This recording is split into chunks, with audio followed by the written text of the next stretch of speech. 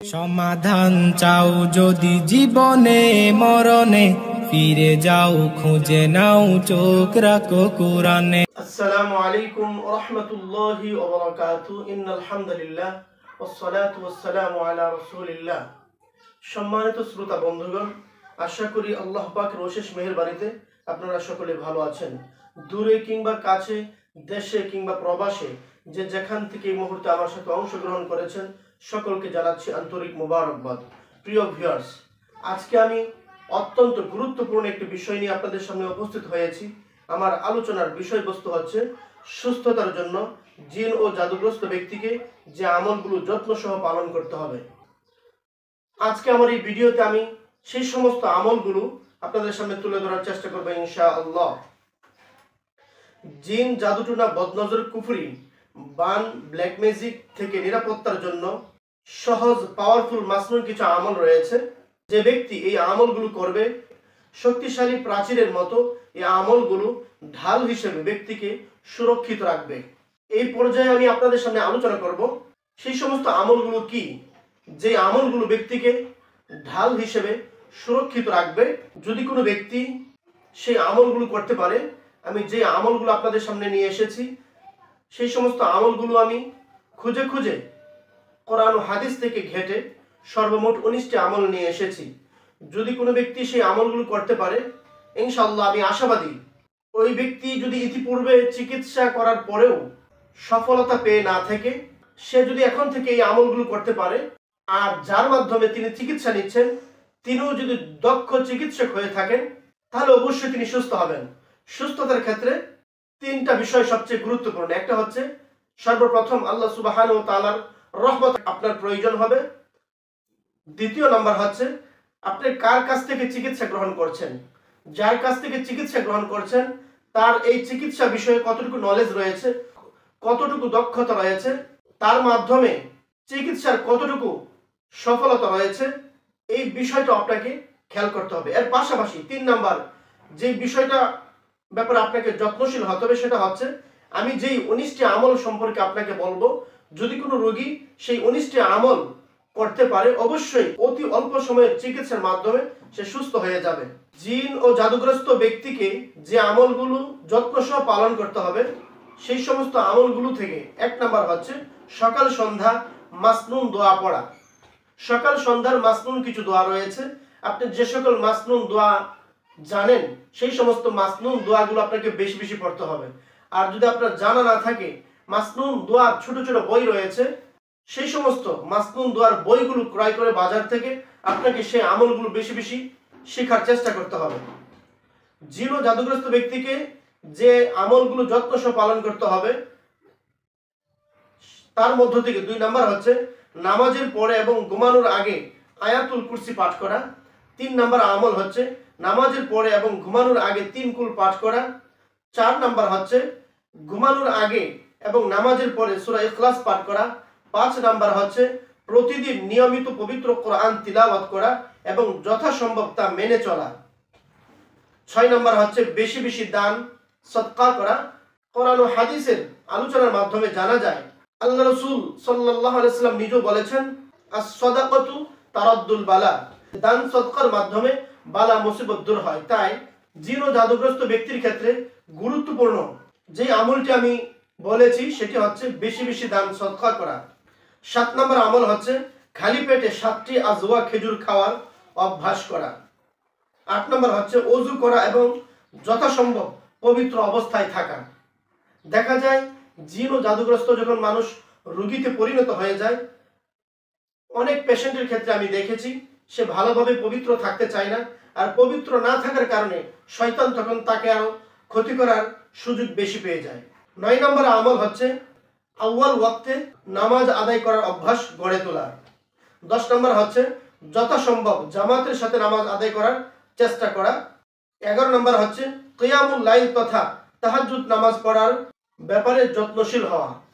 কারণ তাহাজ্জুদের নামাজ এমন একটি গুরুত্বপূর্ণ নামাজ, যখন আল্লাহ সুবহানাহু ওয়া তাআলা প্রথম আসমানে এসে বান্দাদেরকে ডেকে ডেকে বলতে থাকেন, ও আমার বান্দারা, তোমাদের কার কি সমস্যা রয়েছে আমার কাছে খুলে বলো, কে কোন সমস্যায় রয়েছে আমার কাছে বলো, আমি তার সমস্যা দূর করে দেব। এভাবে প্রত্যেকটা বিষয়কে ধরে ধরে আল্লাহ সুবহানাহু ওয়া তাআলা তার বান্দাদেরকে ডেকে থাকেন।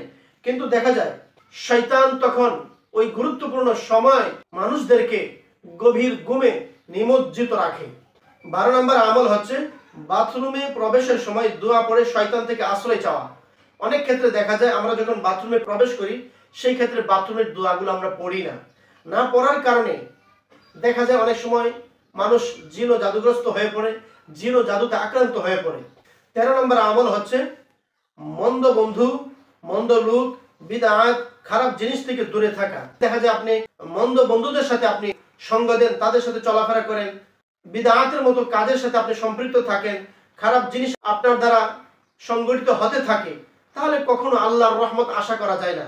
দেখা যায় আপনি অসুস্থ মানুষ, আপনি সুস্থতার জন্য চিকিৎসা নিচ্ছেন, পাশাপাশি দেখা যায় এই চিকিৎসারত অবস্থায় আপনি গান বাজনা, নাটক, সিনেমা, বিভিন্ন ধরনের সিরিয়াল আপনি প্রতিনিয়ত দেখছেন, তাহলে কিভাবে আপনি সুস্থ হবেন?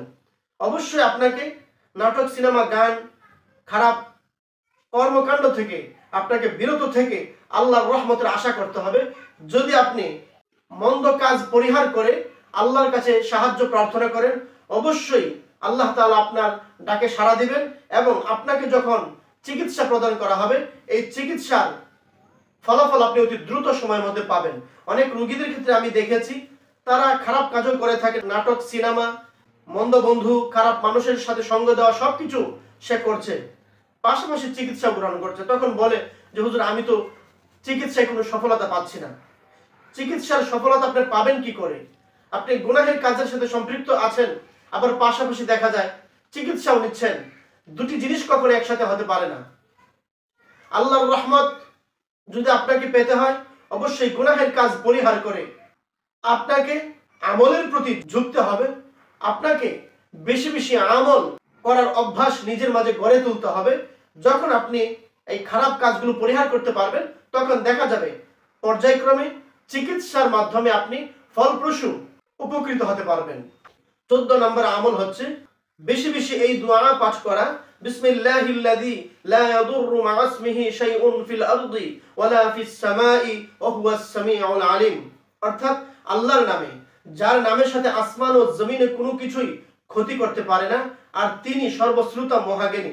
আপনি যখন এই দোয়াটি বেশি বেশি পাঠ করবেন, আল্লাহর নামে আপনি সাহায্য কামনা করবেন, তখন আল্লাহ তাআলার দায়িত্ব হয়ে যাবে আপনাকে সাহায্য করা।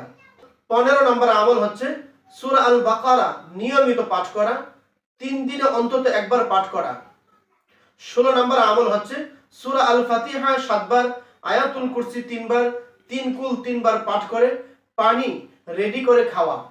17 নম্বর আমল হচ্ছে বিশুদ্ধ প্রাকৃতিক মৌমাছির মধু নিয়মিত খাওয়ার অভ্যাস করা, কারণ এই মধুর মাঝে আল্লাহ সুবহানাহু ওয়া তাআলা বিশেষ শেফার ব্যবস্থা করে রেখেছেন।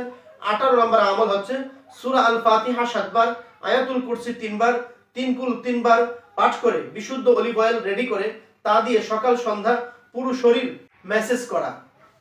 19 নম্বর আমল হচ্ছে সূরা আল ফাতিহা 7 বার, আয়াতুল কুরসি 3 বার, 3 কুল 3 বার পাঠ করে বড়ই পাতার পেস্ট বানিয়ে 1 সপ্তাহ গোসল করা। আপনি যদি এই সমস্ত আমলগুলো নিয়মিত করতে পারেন, আশা করা যায় জিন ও জাদু, ব্ল্যাক ম্যাজিক, কুফরি, বান এ জাতীয় সমস্যা, যত বড়ই কঠিন সমস্যা আপনার হোক না কেন, জিন ও জাদুগ্রস্ত ব্যক্তি যখন এই আমলগুলো যত্ন সহ পালন করবে, এই আমলগুলো দেখা যাবে জিন জাদুকে বাধা প্রদান করবে। তখন দেখা যাবে জিন জাদু আপনার শরীরে সহজে এসে নতুন করে ইফেক্ট করতে পারবে না। যদি কোনো মানুষ অসুস্থ হয়ে পড়েন, সেই মানুষ যদি এই আমলগুলো করে, তাহলে দেখা যাবে চিকিৎসা গ্রহণ করার পর তিনি যখন সুস্থ হবেন, সুস্থ হওয়ার পর আর তাকে নতুন করে ইফেক্ট করবে না। আর যে সকল মানুষ জিন ও জাদুতে আক্রান্ত হননি, তারাও যদি এই আমলগুলো করেন, দেখা যাবে সেও নিজেকে জিন ও জাদু সংক্রান্ত সব ধরনের আক্রমণ থেকে নিজেকে সুরক্ষিত রাখতে সক্ষম হবে ইনশাআল্লাহ। এতক্ষণ আমি আপনাদের সামনে যে বিষয়টি নিয়ে আলোচনা করেছি, জিন ও জাদুগ্রস্ত ব্যক্তিকে যে আমলগুলো যত্ন সহ পালন করতে হবে, আর এই আমলগুলো কেন করবে, এই আমলগুলো জিন ও জাদুকে বাধা প্রদান করে থাকে। আরো একটি কথা মনে রাখবেন, সবকিছুর আগে অবশ্যই সর্বশক্তিমান আল্লাহর প্রতি আপনার বিশ্বাস রাখতে হবে এবং তার সবকিছু করার ক্ষমতা সম্পর্কে নিশ্চিত আপনার মনে দৃঢ় বিশ্বাস জন্মাতে হবে এবং অবশ্যই জানতে হবে যে অসুস্থতা এবং নিরাময় সর্বশক্তিমান আল্লাহর হাতে। যখন আপনি আল্লাহর প্রতি এরকম দৃঢ় বিশ্বাস রেখে এই আমলগুলো করবেন, আপনার জিন ও জাদু সংক্রান্ত, ব্ল্যাক ম্যাজিক এবং কুফরি, বান এবং বদনজর সংক্রান্ত যে সমস্যা হয়েছে, এই সমস্ত সমস্যাগুলো যতই জটিল এবং কঠিন হোক না কেন, অবশ্যই আপনার সমস্যার সমাধান হয়ে যাবে। আমার এই ভিডিওটি যদি আপনার কাছে ভালো লেগে থাকে, অবশ্যই আমার এই ভিডিওটি আপনারা অন্যদের কাছেও শেয়ার করবেন। এবং আপনি যদি আমার এই চ্যানেলে নতুন হয়ে থাকেন, তাহলে এখনই আমার এই চ্যানেলটি সাবস্ক্রাইব করে ফেলুন এবং আপনার লাইক এবং কমেন্টের মাধ্যমে মূল্যবান মতামত ব্যক্ত করুন। আবারও দেখা হবে নতুন কোনো একটি ভিডিওতে। সেই পর্যন্ত আল্লাহ তাআলা আপনাদের সকলকে ভালো রাখুক, সুস্থ রাখুক, এই প্রত্যাশা ব্যক্ত করে আজকের মতো এখানে বিদায় নিচ্ছি। আল্লাহ হাফেজ।